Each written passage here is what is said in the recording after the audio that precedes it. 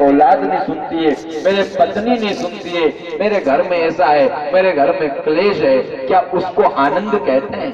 क्या उसको संपन्नता कह सकते हो आप लोग? जहां पर सुख और शांति नहीं है, वहां पर यदि आप कहो कि ये पैसा वाला है और कहो कि इसके पास आनंद है, तो कैसे कहोगे कि अब आनंद है? आनंद तो उस गरीब की कुटिया में है। शबरी के पास क्या था? शबरी के पास क्या बिल्डिंग बनी हुई थी? शबरी के पास कुछ नहीं था। शबरी के पास सिर्फ एक झोपड़ी थी, और झोपड़ी भी टूटी हुई थी, लेकिन उसमें भी परमात्मा श्री राम भगवान स्वयं चल करके आए और शबरी के हाथ से झूठे बेर खाए। वहां परमात्मा संपन्नता प्रदान करता है। वहां भगवान हमारी सफलता को, इस मानव जीवन का जो मुख्य उद्देश्य है, वो प्राप्त कराता है।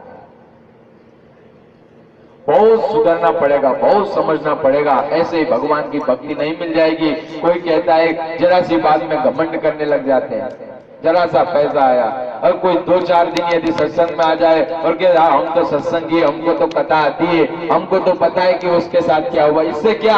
अरे परीक्षित का जीवन का आचरण तो जरा समझ के देखो कि राजा परीक्षित क्या था, तुलसीदास जी क्या थे। जब तक हम अपने आप को स्वीकार नहीं करेंगे, नहीं, हम कैसे काम बन ही नहीं सकता, आप चाहे कितनी भी कोशिश कर लो, जब तक हम अपने आप को, हम परमात्मा की भक्ति को स्वीकार नहीं करेंगे और हम हमारे ज्ञान को परिपक्व नहीं करेंगे, तब तक कुछ भी नहीं हो सकता। महात्मा जो बहुत पैसे वाले थे, राजा महाराजा के घर में जन्म हुआ था, नाम उनका सिद्धार्थ था, लेकिन जब थोड़े बड़े हुए, ऐसा वैराग्य आया, और ये जो बहुत ये ज्ञान होता है ना, ये हर किसी को प्राप्त तभी होता है जब स्वीकार करने की हमारा मन उसको सुनने के लिए गवाह दे।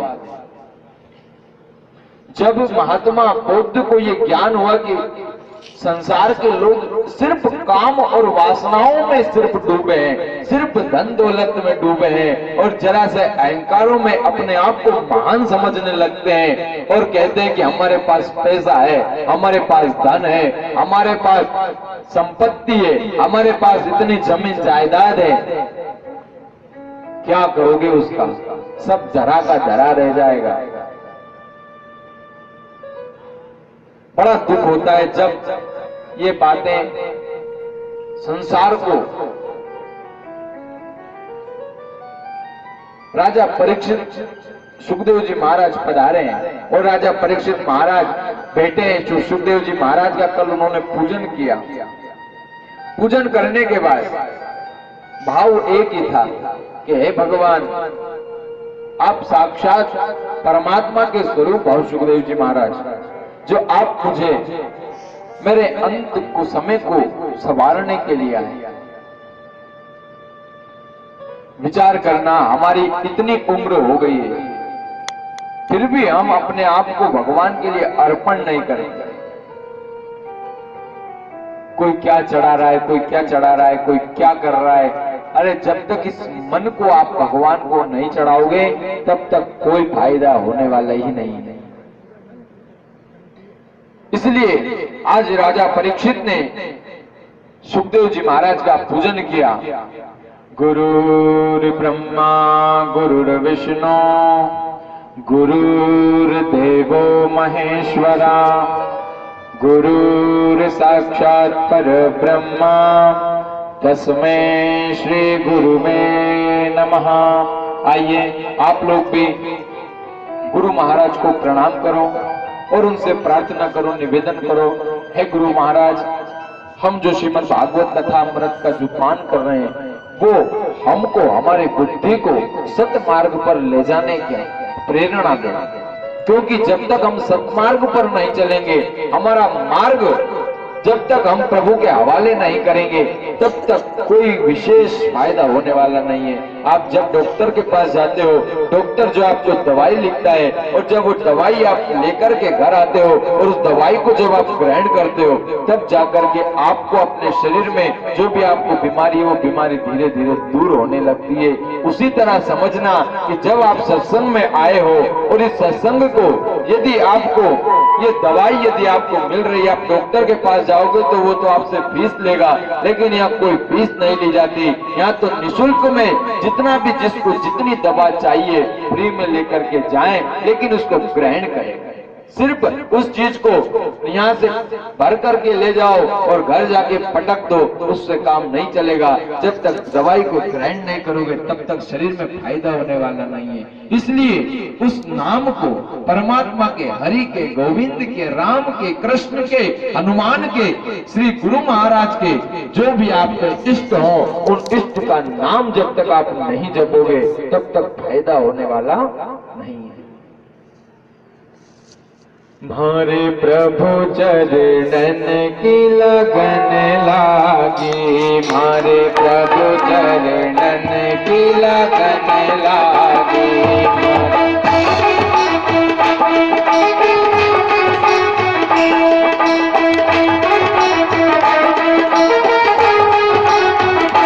मारे नाम की सिरटन लागी, मारे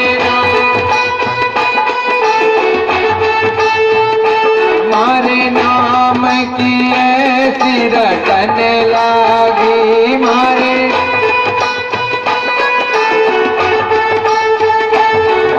प्रभु चरणन की लगन लागी, मारे प्रभु चरणन।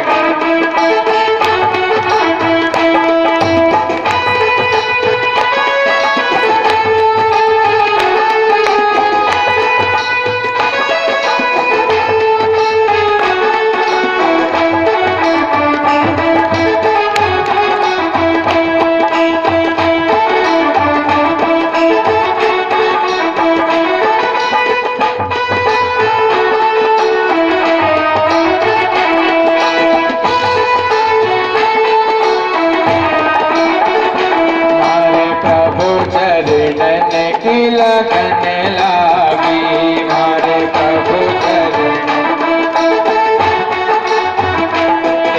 सतगुरु आया ने सूता ने जगाया, सतगुरु पूरा हुआ है। सतगुरु आकर के उसको जगा देता है। सतगुरु आया ने सूता ने जगाया, सतगुरु मारी किस्मत ऐसी जगन लागी रे, मारी किस्मत। मारे प्रभु चरणन की लगन लागी, मारे प्रभु।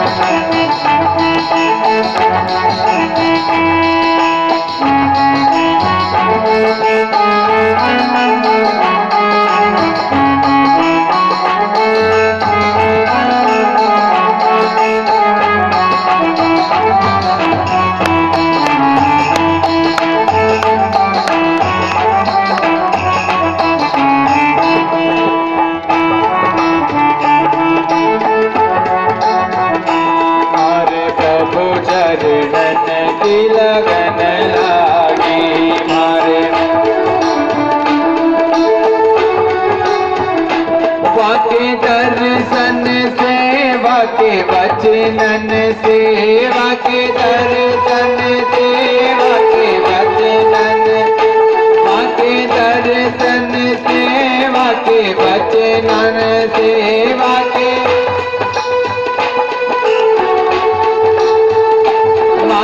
हृदय में जोत जलन लागी रे, मारे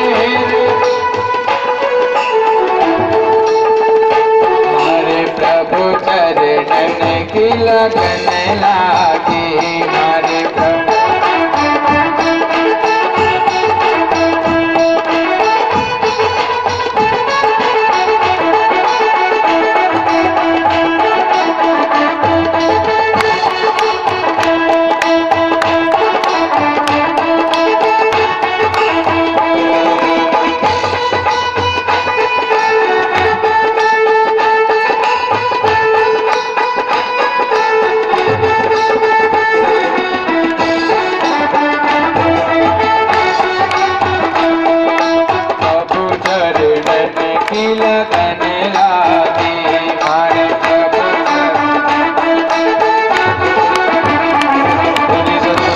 भगवान की।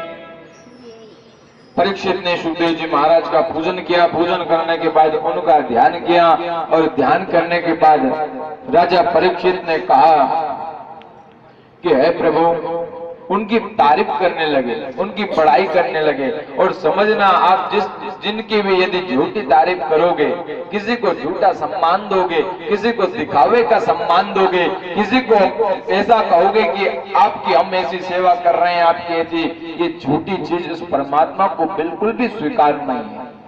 जब तक आप हृदय से उस चीज को नहीं समझोगे, हृदय से किसी की सेवा नहीं करोगे, यदि आपका हृदय है, आप यदि हृदय से यहाँ कथा श्रवण करने आए हो या सुनने आए हो, जब तक आपका हृदय पवित्र नहीं होगा, यदि आप दिखाने के लिए आओगे कि हम भी कथा सुनने जाते हैं, तो यदि सिर्फ दिखाने के लिए आप आओगे तो फिर ऐसे काम कैसे चलेगा? ऐसे फिर आप अपने आप को सुधारोगे कैसे? जब तक हम अपने आप को परमात्मा के श्री चरणों में, गोविंद के श्री चरणों में, जब तक हम अपने आप को स्वीकार, जब तक अर्पण नहीं करेंगे, तब तक हमारा मोक्ष तो क्या, हमारी मुक्ति कैसे हो पाएगी? बिल्कुल नहीं हो पाएगी।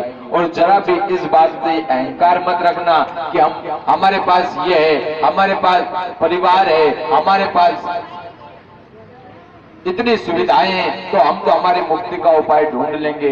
मुक्ति का उपाय सिर्फ और सिर्फ गुरु के द्वारा ही प्राप्त हो सकता है। यदि सच्चे हृदय से गुरु से पुकार नहीं की हे गुरु महाराज, मेरा अंत समय आ चुका है और मेरे अंत समय में अब मेरा कोई नहीं सहारा है, बस तू ही है कि जो मुझे संवार सकता है, मेरा जीवन सुधार सकता है।